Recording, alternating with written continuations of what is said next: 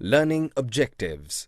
After completing this module, learners will be able to describe the cities under colonial rule, differentiate between Shahjahabad and British Delhi, explain the making of Delhi, discuss the life in the time of partition, differentiate between Haveli and bungalow, enlist the reasons for the decline of Havelis. Cities under colonial rule. What happened to the cities under colonial rule? Modern cities emerged with the industrialization in most part of the Western world. Calcutta, Bombay and Madras were the centers of trading for the British. They rose as presidential cities. Old trading centers and ports were shut down as all routes were diverted to the British presidential cities. De-urbanization took place in many cities in 19th century, and those cities were Machipatnam, Surat and Seringapatam.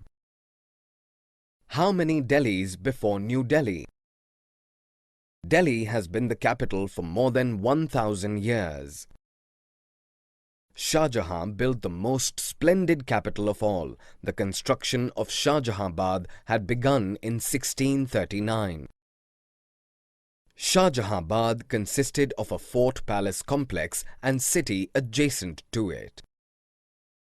Lal Killa and Red Fort were made up of red sandstone and comprised of palace complex. Chandni Chowk and Faiz Bazaar were the main streets that had broad roads. During Shah Jahan's time, Delhi was an important center of Sufi culture. Delhi during Shah Jahan's time had several dargahs, khanqahs and idgahs forming a Sufi cultural center. Jama Masjid was the biggest mosque of the city. It was regarded as the highest place in the city. Making of New Delhi. In 1803, the British government established their control over Delhi after defeating the Marathas, and the modern Delhi developed after 1911 when it became the capital of British India. Demolishing a past. In the first half of the 19th century, the British lived along with the wealthier Indians in the walled city in Delhi. Urdu-Persian culture and poetry was enjoyed by British, and they even participated in local festivals. In 1792, Delhi College was established, and it led to the advancement in the field of science and arts.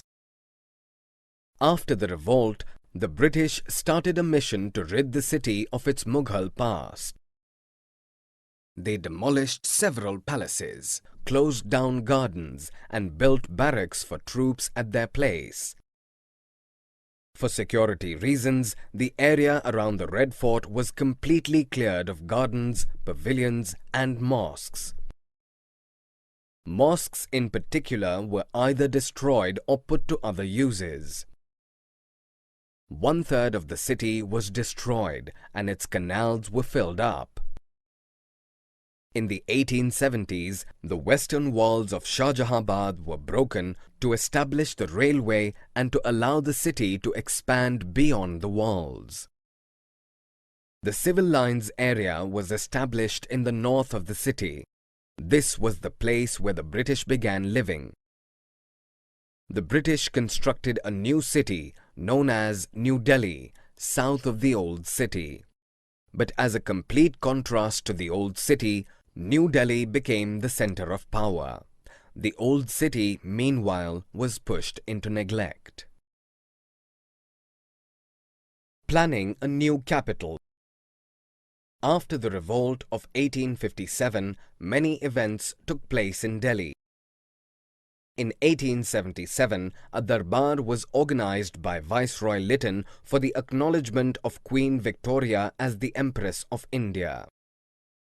In 1911, when King George V was crowned in England, a darbar was held in Delhi to celebrate the occasion, and the decision was taken to shift the capital of India from Calcutta to Delhi.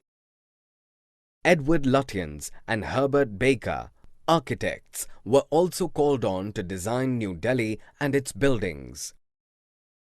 New Delhi was made the capital from Calcutta, and the construction of the city started from the ground level. Different designs like Buddhist stupa for the dome of Viceroy's Palace and jhalis from Mughal architecture were introduced. New Delhi was built in 20 years. The idea was to build a complete contrast of Shahjahabad, that is a city without narrow streets and iron canals. Life in time of partition. In 1947, the partition of India resulted in a large movement of population on both sides of the border. This transition of people resulted in increase of population in Delhi, change of jobs, change in the culture of Delhi. Scenario in Delhi after independence. Thousands of people in Delhi were killed. Homes were looted and burned. Homes of Muslims who left for Pakistan were occupied by Sikhs and Hindus who came from Pakistan. The streets of Shahjahabad were full of refugees who roamed in search of empty homes. Muslims were pressurized to sell their properties. Delhi became a city of refugees. Occupation of the people changed. Earlier, people were artisans, traders, and laborers. But the new migrants were lawyers, teachers, traders, and small shopkeepers. The urban culture in Delhi was based on Urdu. It was overpowered by new taste in dress, food, and arts after partition of India. Inside the old city. The excellent system of water supply and drainage was adopted in the 19th century. The system of wells and channels which were used to remove household waste were demolished as they were damaged. The Shahjahani drains were closed by the end of the 19th century, and a new system of open surface drains was introduced. The decline of Havelis.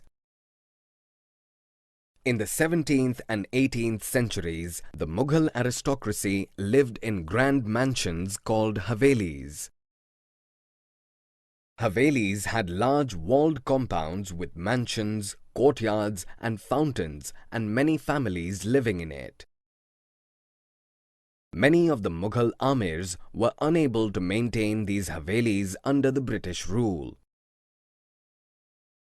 As a result, Havelis began to be subdivided and sold. The colonial bungalow. The colonial bungalows were different from Havelis.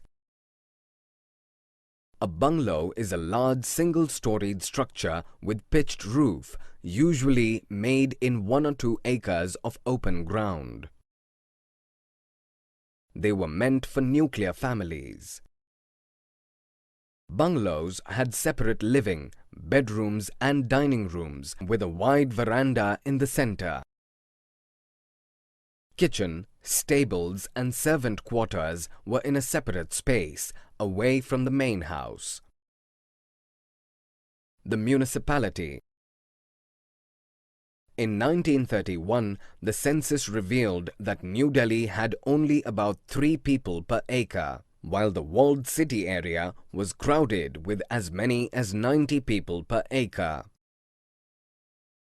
The poor conditions in the walled city did not stop it from expansion.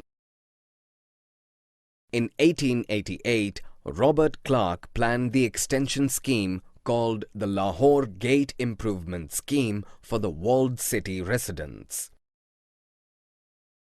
In 1936, the Delhi Improvement Trust was set up and it built areas like Daryaganj in South Delhi for wealthy Indians. Summary. Let us summarize what we have learned. In the late 18th century, Calcutta, Bombay and Madras rose in importance as presidency cities.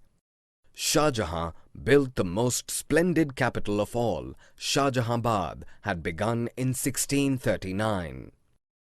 During Shah Jahan's time, Delhi was an important center of Sufi culture. The British wanted Delhi to forget its Mughal past. The areas around the fort were completely cleared of gardens, pavilions and mosques. After the revolt of 1857, many spectacular events were held there.